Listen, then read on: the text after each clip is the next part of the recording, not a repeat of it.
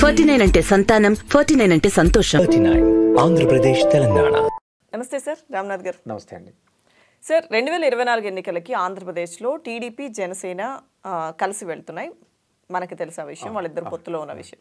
So సీట్లకి సంబంధించి ఇప్పటి వరకు సీట్ల సర్దుబాటు అనేది తేలకపోవడం, కానీ చంద్రబాబు లాస్ట్ మూమెంట్లో ఇవన్నీ సీట్లకి సంబంధించిన ఒక క్లారిటీ ఇస్తారు.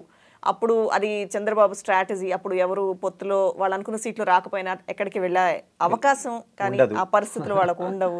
సో ఇలాగే జరుగుతుందని ఒక ప్రచారం జరుగుతుంది. అంటే చంద్రబాబుని తెలిసిన వాళ్ళు ఎవరైనా ఇలాగే అంటారని ఒక ప్రచారం జరుగుతుంది. సో అయితే ఇంత నాంచడానికి కారణం ఏంటంటారు? జరుగుతున్న ప్రచారం నిజమేనా? ఆ విధంగా జరుగుతుందా? లేకపోతే బీజేపీ ఏమన్నా పొత్తు కోసం టీడీపీ ఎదురు చూస్తుంది అని అంటున్నారు కాబట్టి ఒకవేళ బీజేపీ నుంచి ఏమైనా క్లారిటీ వస్తుందేమో తర్వాత అనౌన్స్ చేద్దామని వెయిట్ చేస్తున్నారా? ఆలస్యానికి కారణం ఏంటి సార్? ఖచ్చితంగా ఈ పాయింట్ కూడా వినబడుతుంది. అంటే టీడీపీలోని కొంత కీలక నాయకులు మాట్లాడడం మనం చూస్తున్నాం. తాడిపత్రికి సంబంధించిన జేసీ ప్రభాకర్ రెడ్డి గారు కూడా మొన్న మాట్లాడడం జరిగింది. అటు సైడ్ జగన్మోహన్ రెడ్డి గారు అభ్యర్థులను మారుస్తున్నారు, కొత్త వాళ్ళను ఇంట్రడ్యూస్ చేస్తున్నారు, నియోజకవర్గ బాధ్యతలు ఇస్తున్నారు. మనమేమో ఇంకా ఎవరు అభ్యర్థి అని కూడా చెప్పడం లేదు. మీరు ఎవరో ఒకరిని డిసైడ్ చేయండి, వాడు పోయి పని చేసుకుంటాడు, ఇంకా ఆలస్యం అవుతుంది, ఎన్నికలేమో ఒక నెల 2 నెలల్లో ఉన్నాయి. మీరు ఈ రోజు వరకు కూడా అభ్యర్థిని ప్రకటించకపోతే వాడు ఎప్పుడు గ్రామాల్లో పోతాడు, ఎప్పుడు ఊర్లలో పోయి వాడు కనెక్టివిటీ ఎంచుకొని ఎన్నికలకు సిద్ధమవుతాడు అన్నట్టుగా టీడీపీలోని కొందరు నాయకులే మాట్లాడడం మనం చూస్తున్నాం. అలాగే ఇంకొక విషయం ఏంటంటే, ఇప్పుడు రాయలసీమలో చాలా నియోజకవర్గాలలో ఎవరు మా అభ్యర్థి అని చెప్పి టీడీపీ కార్యకర్తల్లోనే ఒక డోలాయమానం ఉంది. అంటే వాళ్ళు ఇన్ని రోజులు సమన్వయకర్తగా పనిచేసినటువంటి వ్యక్తిని నమ్ముకొని క్యాడర్ తిరిగి ఉంటారు. ఫర్ ఎగ్జాంపుల్, ఆ క్యాండిడేట్కు టికెట్ రాకుండా XRYకి టికెట్ ఇచ్చిన రోజు ఆ కింద స్థాయిలో క్యాడర్ ఎవరికి పనిచేస్తారు అనేటువంటిది కూడా ఇక్కడ $1 మిలియన్ క్వశ్చన్. అంటే ఊర్లలో మనం ఎంత కాదనుకున్న ఒక 4 to 5% వర్గాల ఆధారంగా, వ్యక్తి ఆధారంగా పోల్ పర్సెంటేజ్ పోల్ అవుతుంది ఖచ్చితంగా. అంటే ఇక్కడ ఆంధ్రప్రదేశ్లో మీరు 2019లో వచ్చిన స్టాటిస్టిక్స్ తీసుకుంటే వైఎస్ఆర్సీపీ పార్టీకి 51% రావడం జరిగింది, టీడీపీకి 39 సంథింగ్, జనసేనకు 7.3% అట్లా రావడం జరిగింది. అంటే వాళ్ళిద్దరిని ఈరోజు పొత్తులో ఉన్నారు కాబట్టి వాళ్ళు 47% అనుకుంటే ఇక్కడ 51 అనుకుంటే డిఫరెన్స్ వచ్చేసి 4% ఉంది. అంటే ఇక్కడ కింది స్థాయిలో ఏదైతే ఇప్పుడు నేను ఇందాక 4% కింద స్థాయి వర్గాలు ఇంపాక్ట్ చేస్తాయి అంటానో, ఇప్పుడు అభ్యర్థుల ఆలస్యం అవ్వడం వల్ల, అభ్యర్థులలో క్లారిటీ లేకపోవడం వల్ల లాస్ట్ మూమెంట్లో ఖచ్చితంగా వాళ్ళకే కొంత నెగిటివ్గా ఉండే అవకాశాలు ఎక్కువ ఉన్నాయి. ఎందుకు ఈ మాట అనాల్సి వస్తుందంటే, ఇక్కడేమో అభ్యర్థులను డిసైడ్ చేసినారు, ఇక్కడ ఈరోజు జనసేనకి ఎన్ని సీట్లు ఇస్తారో ఇంకా ఇంతవరకు క్లారిటీ లేదు. అంటే మనం బయట వార్తలు చూస్తున్నాం, 25 సీట్లు అంటున్నారని ఒక వార్త, ఇంకొక సైడు హరిరామ జోగయ్య గారేమో 52 మందికి ఖచ్చితంగా ఇవ్వాలనేటువంటిది ఒక న్యూస్. ఇంకోటి పవన్ కళ్యాణ్ గారి యొక్క స్ట్రాటజీ కూడా ఏంటంటే, కేవలం తూర్పుగోదావరి పశ్చిమ గోదావరి జిల్లాల ఆధారంగానే వాళ్ళ వ్యూహాలు ఉన్నాయి. అక్కడ 34 స్థానాలు ఉంటాయి 2 జిల్లాల్లో కలిపి. ఆ 34 స్థానాలలో వీళ్ళు కొంత సబ్స్టాన్షియల్ నెంబర్ తీసుకొని పోరాడదాం అనేది పవన్ కళ్యాణ్ గారి వ్యూహం. ఎందుకంటే అక్కడ ఉన్నటువంటి కాపు సామాజిక వర్గం వాళ్ళు బేస్ చేసుకొని రాజకీయం చేస్తున్నారు. అంటే కాపు ముద్రగడ్డ పద్మనాభం గారు కావచ్చు, హరిరామ జోగయ్య గారు కావచ్చు, ఇలా మనం చూస్తున్నాము. ఒక సైడ్ ఏమో వైఎస్ఆర్సీపీ ఈరోజు అక్కడ కాపు నేతలు వైఎస్ఆర్సీపీలో కూడా చాలా బలంగా ఉన్నారు. అంటే తోట నరసింహం కానీ, తోట త్రిమూర్తులు గారు కానీ, తర్వాత అమర్నాథ్ గారు కానీ, ఆళ్ళ నాని కానీ, తర్వాత కన్నబాబు గారు కానీ, బొత్స సత్యనారాయణ కానీ, అమర్నాథ్ గారు. అంటే ఈరోజు కాపు సామాజిక వర్గం కూడా ఒకరితో లేరండి, చాలా స్కాటర్ అయ్యారు, అన్ని పార్టీలలో ఉన్నారు. కాబట్టి అక్కడ ఏదో పవన్ కళ్యాణ్ సైడు లేదా జనసేన ముద్రగడ్డ గారు ఎక్కడ వస్తే కాపులంతా ఒకవైపు పోతారు అనేటువంటి రియాలిటీ లేదు. ఒకవేళ కాపులకు ఈరోజు ఇంకోటి చూస్తున్నాం, పవన్ కళ్యాణ్కు సమీపంగా పనిచేసిన వాళ్ళు కూడా ఒక డిమాండ్ పెట్టడం చూస్తున్నాం. అంటే మాకు చీఫ్ మినిస్టర్ పదవి 2.5 years ఇస్తారా, లేకుంటే 3 years ఇస్తారా అనేటువంటిది. ఒక సైడు లోకేష్ గారేమో ఖచ్చితంగా చంద్రబాబు నాయుడు గారే సీఎంగా ఉంటారు తప్ప పవన్ కళ్యాణ్ గారు ఉండరని చెప్తున్నారు. అంటే ఎన్ని రోజులు పవన్తో పనిచేసిన వాళ్ళు కాపులకు రాజ్యాధికారం కావాలి అంటే ఎన్ని రోజులు కూడా కమ్మ రెడ్డిలే ముఖ్యమంత్రులుగా ఉంటారా? అంటే కాపులకు ఎప్పుడు రాజ్యాధికారం అంటే మేము రాజ్యాధికారం వస్తాదని జనసేనతో పనిచేసినాం, కానీ తిరిగి మళ్ళీ ఆయన వాళ్ళ పల్లకి మోస్తాడంటే మేమెందుకు పవన్తో ఉంటాము? సో ఇలాంటి ఎన్నో అంశాలు కింద స్థాయిలో ప్రభావితం చేస్తాయి. కనుక ఖచ్చితంగా ఆలస్యం కొంత వాళ్ళకే మైనస్ అవ్వచ్చు అనేది నా భావన. ఇంకా ఇక్కడ వైఎస్ఆర్సీపీ పార్టీ గురించి కొంత ఆలోచిస్తే మనము, వాళ్ళకు లాస్ట్ టైం 51% ఓట్ బ్యాంక్ ఉంది. ఈరోజు కాంగ్రెస్ పార్టీ మళ్ళీ షర్మిలను రంగంలోకి దించింది. అంటే ఇన్ని రోజులు మనం పోటీ ఎవరి మధ్యన అనుకున్నాం, కేవలం జనసేన టీడీపీ వర్సెస్ వైఎస్ఆర్సీపీ అనుకున్నాం. నిన్న జగన్మోహన్ రెడ్డి గారు గారు సమ్మిట్లో మాట్లాడుతూ కూడా మీకు ప్రధాన పోటీదారు ఎవరంటే జనసేన అని టీడీపీ అని చెప్పడం జరిగింది. కానీ నేనేమంటానంటే ఈరోజు 2014 నుంచి ఒక్క ఎంపీ కానీ ఒక్క ఎమ్మెల్యే కానీ కాంగ్రెస్ పార్టీకి లేరు ఆంధ్రప్రదేశ్ శాసనసభలో, అటు పార్లమెంట్లో ఆంధ్రప్రదేశ్ నుంచి. ఈరోజు వాళ్ళు ఎక్కడో 1.18% ఓటు బ్యాంకుతో ఉన్నటువంటి పార్టీ ఈరోజు వైఎస్ రాజశేఖర రెడ్డి గారి బిడ్డను తీసుకొచ్చి పెట్టడం జరిగింది. అంటే వాళ్ళకు ఎంతో కొంత ఈ ఎన్నికల్లో వాళ్ళు మేము కూడా పోటీలో ఉన్నాము అని చెప్పుకుంటే ఒక ప్రయత్నానికి ఒకరు దొరికారు వాళ్ళకు. ఆ కోణంలో ఆలోచించినప్పుడు ప్రభుత్వ వ్యతిరేక ఓటు ఏదైతే ఉందో ఆ ఓటు టీడీపీకి కన్సాలిడేట్ అయితే వీళ్ళకు లాభపడతారు. ఒకవేళ ప్రభుత్వం కొనికి ఎంతో కొంత వ్యతిరేకత ఉంది అనుకున్నాం, ఆ వ్యతిరేక ఓటు ఈరోజు శర్మిల చీల్చింది అనుకుంటే ఇప్పుడు వైఎస్ఆర్సీపీకి ఉండే ఓటు వైఎస్ఆర్సీపీకి పడినప్పుడు ఖచ్చితంగా అధికార పక్షానికి లాభం అవుతుంది అనేది నా భావన. ఓకే, సో ఇప్పుడు ఏదైతే షర్మిల గారు వస్తే ఓటు చీలిస్తే అది అధికార పక్షానికి లాభపడుతుంది. వ్యతిరేక ఓటు ఒకవేళ వ్యతిరేక ఓటు సహజంగా మనం ఏమనుకుంటాం, ఇప్పుడు తెలంగాణలో మనం చూసామండి. ఇప్పుడు ఇక్కడ అందరు ఏమనుకున్నారు, ఖచ్చితంగా కేసీఆర్ పవర్లోకి రాబోతున్నారు అనుకున్నారు. ఆల్మోస్ట్ చాలా సర్వేలు చూసాం మనం కూడా. కానీ ఇక్కడ ఏం జరిగింది, నల్గొండ, ఖమ్మము ఇలాంటి ఏ జిల్లాలు అయితే ఉన్నాయో, వరంగల్ ఇలాంటి జిల్లాలలో ఖచ్చితంగా కాంగ్రెస్ పార్టీకి హోల్డ్ వచ్చింది.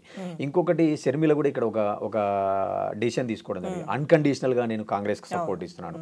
అలాగే తెలుగుదేశం కూడా రేవంత్ రెడ్డి గారితో కలిసి వాళ్ళ జెండాలను చూసినాం మనం. అంటే ఎవరైతే కేసీఆర్ గారి వ్యతిరేకులు ఉన్నారో వాళ్ళంతా ఒక సైడ్ నిలబడ్డారు. కాబట్టి ప్రజల ఓటు కూడా ఇక్కడ మైగ్రేట్ అయింది, కన్సాలిడేట్ అయింది. ఇప్పుడు నేను ఆంధ్రప్రదేశ్లో ఏమంటానంటే ఏదైతే ప్రభుత్వానికి కొంత వ్యతిరేకత ఉంది అనుకుంటే ఆ ఓటు టీడీపీ, జనసేన, బీజేపీ వీళ్ళ కూటమికి కన్సాలిడేట్ అయితే అప్పుడు ఎంతో కొంత ప్రభుత్వానికి కొంత నష్టం జరుగుతుంది. ఈరోజు కన్సాలిడేట్ కాకుండా ఆ ఓటును షర్మిల రూపంలో, కాంగ్రెస్ రూపంలో ఈరోజు షర్మిల ప్రకటించడం జరుగుతుంది. నేను మా పార్టీ కూడా 175 స్థానాల్లో 25 పార్లమెంట్లో పోటీ చేస్తామని అన్నప్పుడు కాంగ్రెస్ పార్టీ ఎంతో కొంత ఓట్ బ్యాంక్ చీల్చే అవకాశాలు ఉంటుంది కదా. ఈరోజు షర్మిల గారు కూడా చూస్తున్నాం, ఈరోజు ఉదయం ఉండవల్లి గారిని కలవడం, మొన్న కొనతాల గారిని కలవడం. అంటే ఆమె కూడా వాళ్ళ నాన్నకున్నటువంటి ఒక లెగసీ అనండి, వాళ్ళ నాన్నగారితో ఉన్న పరిచయాల వల్ల కొంత ఆమె మొబిలైజ్ చేసి కన్సాలిడేట్ చేసేటువంటి ప్రాసెస్ స్టార్ట్ చేసింది. ఇంకోటి ఏంటంటే ఇటు వైసీపీలో టికెట్ రాని వాళ్ళు, అటు జనసేనలో, టీడీపీలో టికెట్ రాని వాళ్ళు రేపు ఖచ్చితంగా షర్మిలను ఆశించేటువంటి అవకాశం ఉంటుంది, కాంగ్రెస్ నుంచి పోటీ చేసే అవకాశం ఉంటుంది. ఒక వ్యక్తి ఎమ్మెల్యే స్థాయిలో పోటీ చేస్తున్నాడంటే తనకు కూడా ఒక 2 మండలాల్లో, ఒక మండలాలలో ఒక 3-4 వేల ఓట్లు చీల్చేటువంటి అవకాశం ఉంటుంది. నేను ఎందుకు ఈ మాట అనాల్సి వస్తుందంటే 2014లో జనసేన తరపున అభ్యర్థులను పెట్టలేదు కాబట్టి ఆ రోజు పవన్ కళ్యాణ్ చెప్పిన ఓటంతా టీడీపీకి కన్సాలిడేట్ అయింది. 2019లో పవన్ అభ్యర్థులను పెట్టారు. పవన్ కళ్యాణ్ అభ్యర్థులు రాష్ట్రంలో మిగతా చాట పెద్ద ప్రభావం లేకపోయినా ఉమ్మడి గోదావరి జిల్లాలలో ఆలోచిస్తే చాలా ప్లేస్లలో 30,000, 15,000, 22,000 ఓట్లు జనసేన అభ్యర్థులు రావడం చూసాం. అంటే ఖచ్చితంగా ఆ ఓటు కన్సాలిడేట్ ఎలా అవుతుంది అనేది కూడా ఇక్కడ చాలా కీలకం. అట్లనే ఈరోజు షర్మిల పోటీ పెట్టడం వల్ల షర్మిల పెట్టిన అభ్యర్థులు కూడా 4,000, 3,000 ఇలాంటి ఓట్లు చీల్చినప్పుడు అది ఖచ్చితంగా ప్రభుత్వ వ్యతిరేక ఓటు పక్కకి వెళ్ళేటువంటి అవకాశం ఉంటుంది. కాబట్టి అది ఇండైరెక్ట్గా జగన్కే హెల్ప్ అవుతుంది, ఇప్పుడుండే ప్రభుత్వానికి హెల్ప్ అవుతుంది అనేది నా భావన. ఓకే, సో ఇప్పుడు ఎలక్షన్స్ విషయాన్ని చూసుకుంటే కనుక వీళ్ళిద్దరూ 2024 ఎన్నికలకు కలిసి వెళ్తామని చెప్పారు, ఉమ్మడి కార్యాచరణ ప్రకటిస్తాము ఇవన్నీ కూడా చెప్పారు, కలిసి సభలు సమావేశాలు నిర్వహిస్తారని చెప్పి అనుకున్నారు. పొత్తులో ఉన్న పార్టీలు సహజంగా అలా చేస్తాయి కాబట్టి. కానీ ఇప్పుడు అంటే ఎవరి స్కెడ్యూల్ వాళ్ళు ప్రకటించేస్తున్నారు కదా. 27 తర్వాత నుంచి టీడీపీ అధినేత చంద్రబాబు సభలు సమావేశాలకి ఆయన ప్రజల్లోకి వెళ్ళబోతున్నారు. తర్వాత నెక్స్ట్ మంత్ నుంచి పవన్ కళ్యాణ్ జనసేన అధినేత వెళ్తారని చెప్పి నాదెండ్ల మనోహర్ చెప్పడం. విడివిడిగా ఎందుకు జరుగుతున్నాయి సార్ ఇప్పుడు? అదే నేనేమంటానంటే ఇందాక నేను ఒక పాయింట్ చెప్పాను మీకు, అండర్లైన్ చేసుకుంటే 2014లో వాళ్ళ అభ్యర్థులను పెట్టలేదు కాబట్టి ఓటు కన్సాలిడేట్ అయింది. 2019లో వాళ్ళ అభ్యర్థులను పెట్టారు అంటే వాళ్ళ ఓటు వాళ్ళకు వచ్చింది. అంటే పవన్ కళ్యాణ్ గారి బలం 7.2% అనుకుందాం మనం, అంటే ఎన్నికల్లో వచ్చిన స్టాటిస్టిక్ ప్రకారం. ఈరోజు పవన్ కళ్యాణ్ ఏమంటున్నాడు, మా బలం పెరిగింది అంటున్నాడు. గతంలో మీరు పవన్ కళ్యాణ్ గారి ప్రసంగాలు చూస్తే ఇన్ని రోజులు నేను తగ్గాను, ఇప్పుడు టీడీపీ తగ్గాలని చెప్పి మాట్లాడడం జరిగింది. ఇంకొకసారి ఏం మాట్లాడడం జరిగింది, మీరు అందరూ నన్ను సీఎం అంటారు కానీ నా కులం వల్లే నాకు ఓట్లేరని చెప్పడం జరిగింది. అంటే ఒక ఆర్గనైజేషన్ బూత్ లెవెల్లో, మండల స్థాయిలో స్ట్రెంత్ లేనప్పుడు ఆ ఎలక్షన్ చాలా స్ట్రాంగ్గా పోదు. ఏదైనా ఒక ప్రాంతీయ పార్టీ అయినా, జాతీయ పార్టీ అయినా ఆర్గనైజేషన్ కింది స్థాయిలో బలం ఉన్నప్పుడే వాళ్ళకు ఎన్నికల్లో కానీ, సీట్లు కానీ, ఓట్లు కానీ రాబట్టుకునేటువంటి ఒక మెకానిజం ఉంటుంది తప్ప ఏదో ఒక నాయకుడిని పై స్థాయిలో చూసి ఓట్లేసేటువంటి స్థాయి కొద్ది వరకే ఉంటుంది. కింద స్థాయిలో కూడా మనకు ఒక మెకానిజం, ఆర్గనైజేషన్ స్ట్రెంత్ ఉండాలి. ఈరోజు పవన్ కళ్యాణ్ గారికి ఆ స్ట్రెంత్ లేదు, అదే నేను అంటున్నాను. తిరుపతిలో కూడా చూసాము, చాలామంది టీడీపీతో కలిసి సమావేశాలు పెట్టడంలే వాళ్ళు, అంటే మా దారి మాదే అంటున్నారు. ఇంకా జగ్గైపేట అనుకుంటాను, జ్యోతుల నెహ్రూ గారి నియోజకవర్గం, సో అక్కడ కూడా కొంత విభేదాలు, అలాగే అనకాపల్లిలో కూడా కొంత విభేదాలు, అక్కడక్కడ కొన్ని విభేదాలు చూస్తున్నాం. అంటే పై స్థాయిలో టీడీపీ జనసేన అగ్రనాయకులు కలిసినంతగా కింది స్థాయిలో ఉన్నటువంటి కార్యకర్త కానీ కింది స్థాయిలోని ద్వితీయ శ్రేణి లీడర్స్ కలవడం లేదు. ఎందుకు కలవడం లేదంటే వాళ్ళు 5 ఏళ్ళు మేము పనిచేసినాము, అంటే జనసేన తరపున మేము ఎమ్మెల్యే టికెట్ వస్తుంది అనుకున్నాము, అంటే జనసేనకు రాజ్యాధికారం వస్తుంది అనుకున్నాము, కానీ మళ్ళీ ఈయన తిరిగి మళ్ళీ చంద్రబాబు నాయుడిని మోస్తున్నారు, అదే పల్లకి మోయడానికి పార్టీ ఎందుకు పెట్టాలా అని చెప్పి చాలామంది జనసేనలోని కీలక నాయకులు బయటకు వచ్చి మాట్లాడడం కూడా మనం చూసినాం. ఇంకొకటి ఇక్కడ వైసీపీ చేస్తున్న ప్రధాన ఆరోపణ ఏంటి అంటే పవన్ కళ్యాణ్ గారితో ఉన్నటువంటి చాలా మంది కీలక నాయకులు కూడా ఎందుకు బయటకు పోతున్నారు అంటే అక్కడ ఆయనకు అందరినీ కలుపుకపోయి ఒక కలెక్టివ్గా పనిచేసేటువంటి ఆలోచన లేదు, ఆయన వేరే వాళ్ళ కొరకు పనిచేస్తున్నారు అనేటువంటి ఆరోపణలు ఇక్కడ వైసీపీ చేస్తుంది. నేనేమంటానంటే ఒక పార్టీ ఎదగాలంటే కింది స్థాయి నుంచి నిర్మాణం జరగాల.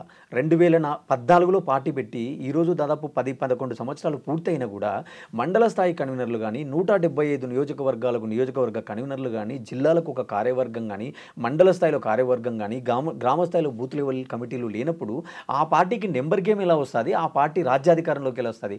వాళ్ళకి ఎప్పుడైనా ఫ్లోక్లో రావాల్సింది ఏంటంటే ఒక 20 స్థానాలలో పొత్తులో పోటీ చేస్తే ఒక మంచి నెంబర్ వస్తే ఆ రోజు వాళ్ళు కొంత ప్రభుత్వంలో రోల్ ప్లే చేయొచ్చు తప్ప రాజ్యాధికారం ఎలా వస్తుంది? ఫర్ ఎగ్జాంపుల్ మనమే మాట్లాడుకుంటే ఇప్పుడు చంద్రబాబు నాయుడు బిగ్ నెంబర్ ఉన్నటువంటి పార్టీ, 14 ఏళ్ళు సీఎంగా ఉన్నటువంటి పార్టీ, టీడీపీలో వాళ్ళకు బిగ్ నెంబర్ ఉన్నప్పుడు వాళ్ళకు తక్కువ నెంబర్ ఉన్న వ్యక్తికి సీఎం పదవి ఎక్కడని ఇస్తారా?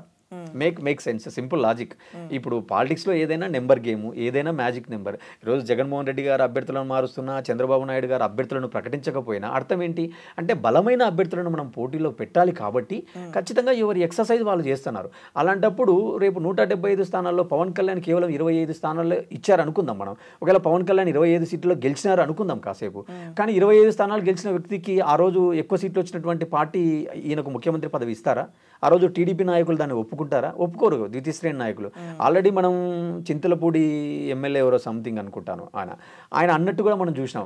పవన్ కళ్యాణ్ సొంత వాళ్ళ అన్నయ్యనే గెలిపించుకోలేదు, ఆయన ఏం గెలిపిస్తారు అన్నటువంటి విమర్శలు కూడా చూసినాం. అంటే నేనేమంటానంటే ఈరోజు పవన్ కళ్యాణ్తో అవసరం ఉంది కాబట్టి ఆయన ఇంటికి పోతారు, ఆయనను పొగుడతారు, ఆయనను కొంత పైకి లేపడం జరుగుతుంది. రేపు ఎలక్షన్లు అయిపోయిన తర్వాత ఎలా ఉంటుందో చూసినాం. ఆ రోజు 2014లో వీళ్ళు పవర్లోకి వచ్చిన తర్వాత ప్రశ్నిస్తున్నాను అన్న వ్యక్తికి ఎంత ఇంపార్టెన్స్ ఇచ్చారు, తర్వాత పవన్ కళ్యాణ్ గారి పైన ఎలాంటి దాడి చేశారు, ఎలాంటి విమర్శలు చేశారో చూసాం. అంటే నేనేమంటానంటే పవర్ రాకముందు ఈక్వేషన్స్ ఒక రకంగా ఉంటాయి, పవర్ వచ్చిన తర్వాత ఈక్వేషన్స్ ఒక రకంగా ఉంటాయి. కాబట్టి ఖచ్చితంగా కొలేషన్ వల్ల ఒక అడ్వాంటేజ్ ఎంత ఉంటుందో, అంటే ఓటు కన్సాలిడేషన్ అనే రూపం ఒక అడ్వాంటేజ్ ఎంత ఉందో నెగిటివ్స్ కూడా అంత ఉంటాయి అనేది నా భావన. సో సార్ ఫైనలీ ఇంత అంటే కారణాలు ఏవైనా కానీ అభ్యర్థుల ప్రకటన అనేది ఆలస్యం అవడం వల్ల ప్రజల్లోకి వెళ్ళడం కానీ తాము అధికారంలోకి వస్తే ఏం చేస్తామో చెప్పుకోవడం కానీ ఇవన్నీ ఆలస్యం అవడం వల్ల పార్టీకి ఖచ్చితంగా డిలే అవుతాయి కదా. ఇప్పుడు ఎవరైనా కానీ నేనేమంటా అంటే అదే 2014 నుంచి 19 వరకు చంద్రబాబు నాయుడు గారి పరిపాలన చూశారు. ఈరోజు 19 నుంచి 24 వరకు జగన్మోహన్ రెడ్డి గారి పరిపాలన చూశారు. మనం విభజనకు ముందు చంద్రబాబు నాయుడుకి ఎంత క్రెడిబిలిటీ ఉంది ఏంటి ఆ హిస్టరీ పక్కన పెడితే ఇప్పుడు ఈ 10 ఏళ్లలో కూడా చాలా మంది ఓటర్స్, కొత్త ఓటర్స్ రావడం, సమాజంలో మార్పులు, అంటే విభజన తర్వాత విభజన ఎందుకు జరిగింది మనకు? ఆ రోజు హైదరాబాద్ సెంటరిక్గా మొత్తం అభివృద్ధి కేంద్రీకృతం అవడం వల్ల అంటే రాష్ట్రంలో ఉన్న రెవెన్యూ అంతా తీసుకొచ్చి హైదరాబాద్లో ఖర్చు పెడుతున్నారు, ఒక ప్రాంతమే ఎక్కువ అభివృద్ధి జరుగుతుంది, మిగతా వెనుకబడిన ప్రాంతాలు వెనుకబడి గురవుతూనే ఉన్నాయనేది ఒక ప్రధాన కారణం ఆ రోజు ఉద్యమం రావడానికి. సో ఈరోజు చంద్రబాబు నాయుడు ఏం చేశారు? శివరామకృష్ణన్ కమిటీ ఇచ్చిన రిపోర్ట్ కంటే ముందే నారాయణ కమిటీ చేసుకొని ఆయన సొంత నిర్ణయాలను ఆయన ఇంప్లిమెంట్ చేశారు. ఒకవేళ ఆయన నిర్ణయాలు మంచివే అయి ఉంటే ఆ రోజు 23 సీట్లు ఎందుకు వస్తాయి? అంటే వాళ్ళ నిర్ణయాన్ని రాష్ట్రంలోని ఇతర ప్రాంతాలు వ్యతిరేకించడమే కాకుండా కృష్ణా గుంటూరులోని ప్రాంతాలు కూడా వ్యతిరేకించినట్టుగా మనం చూడాలి నెంబర్ ఆధారంగా. సో ఈరోజు మళ్ళీ వాళ్ళు ఏం చెప్పాలనుకుంటున్నారు? మళ్ళీ మా అజెండా అమరావతి అంటున్నారు. ఇక్కడేమో వీళ్ళు 3 రాజధానులు, మాకు అన్ని ప్రాంతాలు సమాన దృష్టి అంటున్నారు. అంటే ఇలాంటి అంశాలే మళ్ళీ చర్చకు రావాలా? ఇలాంటి అంశాలు చర్చకు రాకుండా కేవలం వ్యక్తిగత అజెండా చర్చకు వస్తుంది. అంటే మళ్ళీ అవినీతి ఆరోపణలు అంటారు, వీళ్ళేమో వెన్నుపోటు అంటారు. అంటే నేనేమంటానంటే ఈ ఆరోపణలు విని ఆంధ్ర రాష్ట్ర ప్రజలు చాలా బోర్ కొట్టింది. ఈ విషయాలు డ్రైవింగ్ ఫోర్స్గా పనిచేయవు. ఒకవేళ నిజంగా వివేకానంద రెడ్డి గారి హత్య విషయమే పనిచేసి ఉంటే 2019 ఎన్నికలకు ముందే కదా ఆ హత్య జరిగింది. ఒకవేళ ఆ హత్య ఆరోపణలుగానే చూడాలి మనం, అవి కోర్టులో ఉన్న సబ్జెక్ట్ కాబట్టి the court will decide who is convict అనేది, హూ ఈజ్ కన్విక్ట్ అక్విటల్ అనేది the court will decide. So ఇలాంటి అంశాలు పెద్ద ప్రభావితం ఉండదు. ఏ అంశాలు ప్రభావితం ఉంటాయి? నువ్వు ఏం చేయబోతున్నావు, నీ మేనిఫెస్టో ఏంటి, గతంలో నువ్వు ఏమి హామీలు ఇచ్చావు, ఏమి నెరవేర్చావు అనేది ప్రధాన చర్చ జరుగుతుంది. అంటే వీళ్ళు ఆ చర్చ జరగకుండా వ్యక్తిగత చర్చ తెస్తున్నారు. అంటే ఇక్కడ వీళ్ళ ఉద్దేశం ఏంది? అజెండా పైన చర్చ జరిగితే, మేనిఫెస్టో పైన చర్చ జరిగితే మన తప్పులు బయటకు వస్తాయి. అంటే ఈరోజు వీళ్ళు వైఎస్ఆర్సీపీ మేనిఫెస్టో చాలా క్లియర్ ఉంది, సింపుల్ మేనిఫెస్టోని వీళ్ళు రిలీజ్ చేశారు. మనం ఎంత కాదనుకున్నా నాడు నేడు చూస్తున్నాము, తర్వాత అమ్మ ఒడి, గోరుముద్ద, ఆరోగ్యశ్రీ, ఫీజు రీఎంబర్స్మెంటు, రైతు భరోసా, ఇట్లా అనేక పథకాల ద్వారా వేల లక్షల కోట్ల రూపాయలు ఎక్కడ కూడా మిడిల్ మ్యాన్ లేకుండా డీబీటీ ద్వారా పేద ప్రజలకు బెనిఫిషరీస్కు జరుగుతుంది. ఒకవేళ బెనిఫిషరీ లిస్ట్ కూడా కోట్లలో చూస్తున్నాం. కాబట్టి వీళ్ళు ఏమనుకుంటున్నారు, మాకు ఎలాంటి ప్రచారం చేసుకున్నా మా ద్వారా లబ్ధి పొందితే ఓటేయండి. ఇంకోటి, మన దేశ రాజకీయాల్లో మీరు ఒక విషయాన్ని అబ్జర్వ్ చేస్తే ఈ ఎన్నికలు చాలా ప్రత్యేకంగా చూడాలి. ఇంతవరకు దేశంలో ఏ నాయకుడు కూడా, ఏ ప్రభుత్వం కూడా నాకు మంచి జరిగితే ఓటేయండి అని కాల్ చేయలేదు. ఏం కాల్ చేస్తారు, నేను ఈ ఉన్న 5 ఏళ్లలో కొన్ని అమలు చేశాను, మీరు నాకు ఇంకొకసారి అవకాశం ఇస్తే మిగిలి ఉన్న పనులు చేస్తానని చెప్పి కాల్ చేస్తారు ఏ నాయకులైనా. కానీ ఈయన ఏం చెప్తున్నాడు, మీకు మంచి జరిగితే నాకు ఓటేయండి, నాకు మంచి జరగకపోతే మీరు ఇంకొకరికి ఓటేయండి అని చెప్తున్నాడంటే వాళ్ళకున్న కాన్ఫిడెన్స్ అలాంటిది. అంటే మేము ఖచ్చితంగా బడుగు బలహీన వర్గాలను టచ్ చేశాము, మధ్యతరగతిని టచ్ చేశాము అనేటువంటి ఒక భరోసా వీళ్ళ దగ్గర కనపడుతుంది. వీళ్ళు ఏం చేస్తున్నారు అంటే, గతంలో వీళ్ళ మేనిఫెస్టోనే వాళ్ళ వెబ్సైట్ నుంచి తీసేశారు అనేటువంటి ఆరోపణలు చూసినాం మనం. అంటే వీళ్ళకు ఒక భయం ఉంది. అంటే ఖచ్చితంగా గతంలో మనం చూసినాం రైతు రుణమాఫీ అనేది చంద్రబాబు నాయుడు టైంలో సరిగా అమలు కానిటువంటి పథకం. కేవలం ఎన్నికల ముందే వాళ్ళు పింఛన్ను కొంత పెంచడం, ఎన్నికల ముందే నిరుద్యోగ వృత్తి ఇవ్వడం, ఎన్నికల ముందే అన్న క్యాంటీన్లు పెట్టడం. సో ఇలాంటివన్నీ మనం చూసినారు కదా. అంటే ప్రజలు నేనేమంటా అంటే 14, 19, 19, 24 కంపేర్ చేసుకుంటారు అంటాను. కంపేర్ చేసుకున్నప్పుడు ఖచ్చితంగా వాతావరణం వైఎస్ఆర్సీపీకే కొంత అడ్వాంటేజ్ ఉంది అనేది నా భావన. థ్యాంక్ యూ సార్, రమణ గారు. Thank you.